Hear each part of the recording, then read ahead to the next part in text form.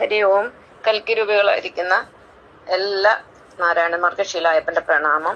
ഇന്ന് നമ്മൾ ബ്രഹ്മഗീതയുടെ ഒന്നാമത്തെ പാഠം പഠിക്കാൻ പോവുകയാണ്. ഇന്നലെ നമ്മൾ ബ്രഹ്മഗീതയുടെ ഇൻട്രഡക്ഷൻ ആണ് പഠിച്ചത്.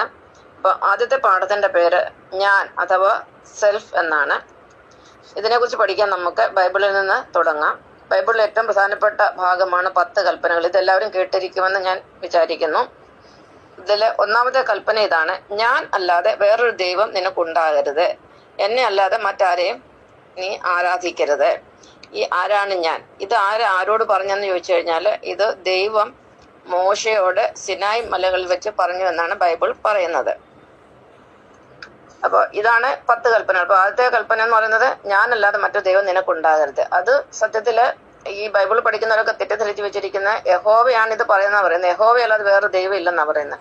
പക്ഷേ നമുക്കൊരു കാര്യം ഉറപ്പിക്കാം, ഈ ലോകം മുഴുവൻ, പ്രപഞ്ചം മുഴുവൻ നമ്മൾ അന്വേഷിച്ച് നടന്നാലും ദൈവം എന്ന് പറയുന്ന ഒരു ആളിനെ നമുക്ക് കാണാൻ കിട്ടുകയില്ല. അത് 100% ഉറപ്പുള്ള കാര്യമാണ്.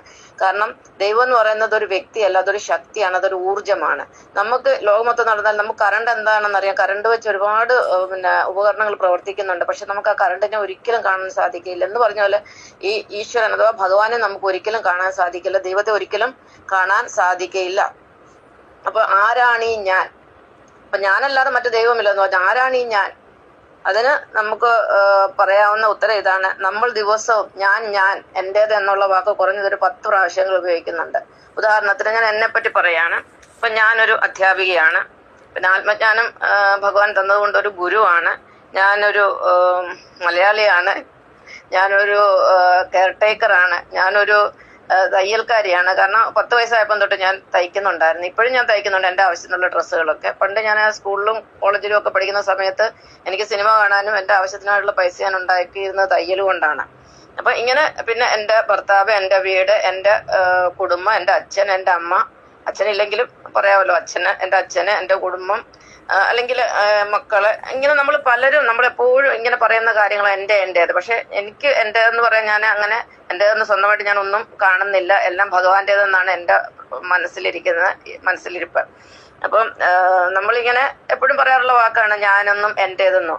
അപ്പൊ ഈ ഞാൻ എന്താണോ അതാണ് ഈശ്വരൻ, അതാണ് നമ്മുടെ പ്രാണൻ, അതാണ് നമ്മുടെ ജീവൻ.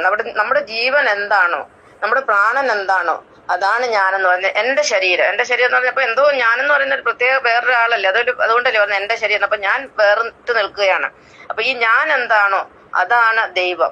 ഓരോരുത്തരിലും ഇരിക്കുന്ന ഞാനെന്ന് ഓരോരുത്തരും പറയുന്ന ആ ഞാൻ തന്നെയാണ് യഥാർത്ഥ ദൈവം. നിങ്ങളെ സംബന്ധിച്ചിടത്തോളം നിങ്ങളുടെ ഉള്ളിലിരിക്കുന്ന ഭഗവാൻ ഞാനാണ് യഥാർത്ഥ ദൈവം. നിങ്ങൾ എന്നെ നോക്കി കാണുമ്പോൾ അല്ലെങ്കിൽ മറ്റൊരാളെ നോക്കി കാണുമ്പോൾ നമുക്ക് മനസ്സിലാകും എന്താണ്, പിന്നെ നിങ്ങളാണ് യഥാർത്ഥ ദൈവം. മറ്റുള്ളവരൊക്കെ നിങ്ങളുടെ മുന്നിൽ നിങ്ങളുടെ റിഫ്ലക്ഷൻ ആണ്. ഫേക്ക് ആണെന്നല്ല, നിങ്ങളുടെ റിഫ്ലക്ഷൻ, അത് പ്രതിബിംബമാണ്. നിങ്ങളുടെ പ്രതിബിംബമാണ് നിങ്ങൾ മറ്റുള്ളവർ കാണുന്നത്. ഇപ്പൊ ഞാൻ എന്നിലിരിക്കുന്ന നാരായണനെ കാണുന്നു, ഞാൻ അനുഭവിച്ചറിയുന്നു. ഈ ഞാൻ തന്നെ നിങ്ങളെ കാണുമ്പോൾ എന്നിലെ നാരായണനെ തന്നെ ഞാൻ നിങ്ങളിൽ കാണുന്നു. അപ്പൊ എന്നെ സംബന്ധിച്ചോളം എനിക്ക് ഞാനാണ് യഥാർത്ഥത്തിലുള്ള ആ ഒരു ദൈവം.